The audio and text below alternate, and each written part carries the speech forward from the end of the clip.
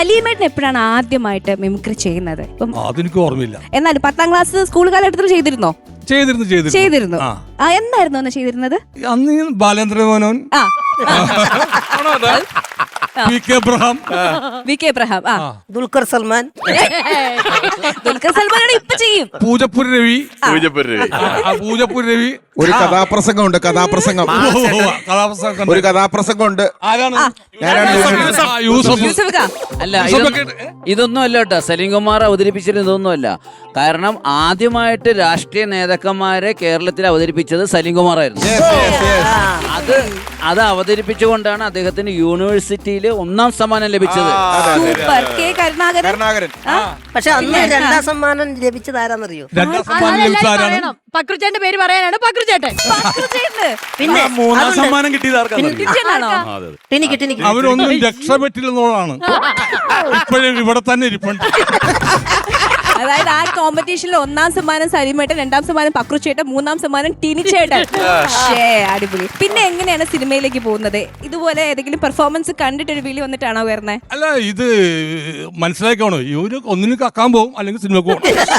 അപ്പൊ നല്ലത് സിനിമക്ക് കയറ്റി വിട്ടേക്കാന്ന് വെച്ചിട്ട് വിട്ട് കാണും. അത് തന്നെ. പിന്നെ സലീമേട്ടൻ ഫൺ ഫാക്ട്സ് എന്ന് പറയുന്ന പോലെ കുറച്ച് കാര്യങ്ങളുണ്ട്.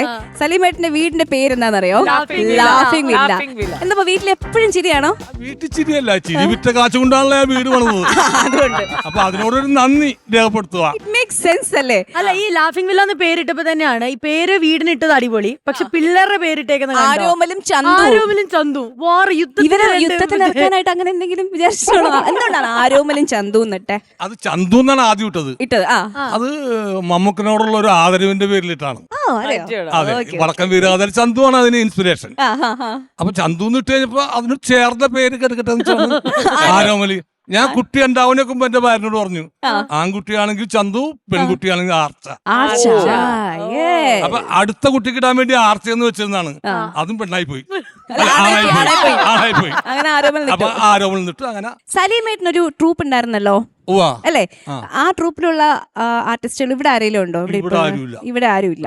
സലിയപ്പന്റെ ഒപ്പം ഞാൻ പ്രോഗ്രാമിനും ടിവി ഷോയിനും കൂടെ പിഷാരടി ആയിരുന്നു അതിന്റെ ലീഡർ. ഞാൻ വാർത്തെടുത്ത് കഷ്ടപ്പെട്ട് ഞാനൊരു പ്രോഗ്രാമിന് ചെല്ലുമ്പോ ഇവരുടെ ട്രൂപ്പിന്റെ പ്രോഗ്രാമാ. അന്ന് സത്യമാഷ അനുകരിക്കുന്നു പിഷാരടി. ശരിയായിട്ടില്ല. അത്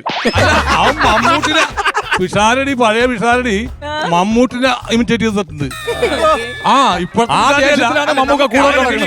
പിഷാരടിയാണ് നമ്മുടെ വിഷയം. അവൻ ഭയങ്കര അങ്ങ് നടക്കുക. തൃപ്പൂണിത്തറയിൽ മമ്മൂട്ടി എടുക്കുന്ന ഒരുത്തരുണ്ട്. തൃപ്പൂണിത്തറ അമ്പലത്തിൽ വെച്ചിട്ട് എന്തോ ചോറിന്റെ പ്രശ്നത്ത് എന്തൊക്കെ ഉണ്ടായി. ഇവൻ കത്തി എടുത്തെന്നാണ് അവര് പറയണത്, കമ്മിറ്റിക്കാരി.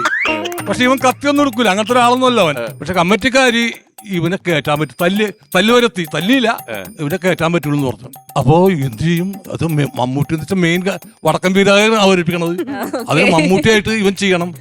അപ്പൊ ഒരു രക്ഷയില്ല. പരിപാടി പൊളിഞ്ഞ് വെച്ചിട്ട് കുറച്ചേരം കഴിഞ്ഞപ്പോ ട്രൂപ്പ് മാനേജർ എന്നെ വിളിച്ചു പറഞ്ഞു, പരിപാടി കയറിയിട്ടെന്ന് വെച്ച് എന്ത് അവനെ കയറ്റാൻ പറ്റുള്ളൂ എന്നാ പറഞ്ഞേക്കണത്. അപ്പൊ എന്ത് ചെയ്ത് പിഷാരടി കയറി. എന്റെ ദൈവമേ!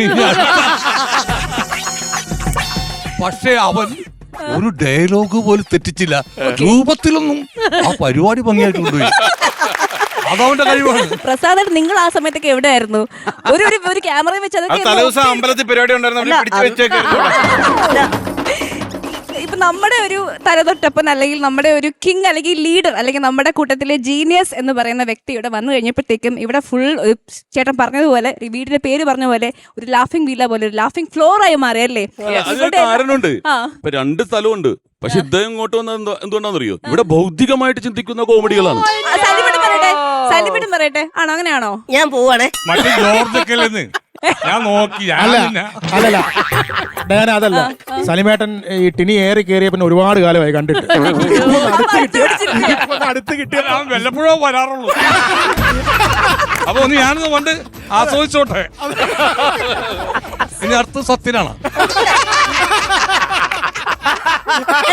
അല്ല അവിടുത്തെ അവിടെ മെമ്പർഷിപ്പ് ചോദിച്ചിട്ടുണ്ട്. അതെ, കുഴപ്പമില്ല. സത്യൻ അതിനൊരു തുടക്കം ഞാൻ ഇട്ടിട്ടുണ്ട് അവിടെ ഷാരടിയുടെ. നീ ആരുടെ കൂടെയാണ്? അവിടെയാണ് ഇവിടെയാണ്? എപ്പ കൂടെ വന്നാലും തനിക്കിട്ട് പണി എടാ, വരുമോ? ഇല്ലടാ. എടാ ഞാൻ നിന്റെ കൂടെ തന്നെ. ആ ഓക്കെ. സലിം ഭായി പറഞ്ഞില്ലേ ലാഫിംഗ് വില്ല എന്നിട്ട് ചിരിപ്പിച്ചുകൊണ്ട് വീട് വെച്ചെന്ന് പറഞ്ഞു. സത്യത്തിൽ പക്രുവിന്റെ ഗിന്നസ് പക്രുവിന്റെ വീടിന് റെയിൽവേ സ്റ്റേഷൻ നിറഞ്ഞിട്ടുണ്ട്. അതുകൊണ്ടാണ് ഞാൻ ഇടാത്ത. കാരണം ട്രെയിൻ ഓടിച്ചാണ് അവൻ കാശുണ്ടാക്കിയത്. ഏറ്റില്ല, കട്ട് ചെയ്ത് തീ കളഞ്ഞേക്കും. കത്തിച്ചോ. അത് കട്ട് ചെയ്ത് കളഞ്ഞേക്കും. കോമഡി കത്തിച്ചോളാം. അത് കത്തിച്ചോളാൻ പറഞ്ഞില്ല. എന്താണ്? അത് വന്ദേ മാതറിൽ കയറ്റി വിട്ടു. ട്രെയിൻ കോമഡി അല്ലേ? ട്രെയിനിൽ തന്നെ കയറ്റി വിട്ടേക്കാം. അങ്ങനെയാണെങ്കിൽ അസീസിന്റെ വീട് അശോക മന്ദിരം ഇടണം. ഇല്ല, കൂഗൽ വില്ല. ദയവേദി ഒന്നുകൂടെ കത്തിക്കണേ. ആ നോബി ഒന്ന് കത്തിക്കണേ പ്ലീസ്. അത് കത്തിക്കുന്നില്ല അത് വേണം.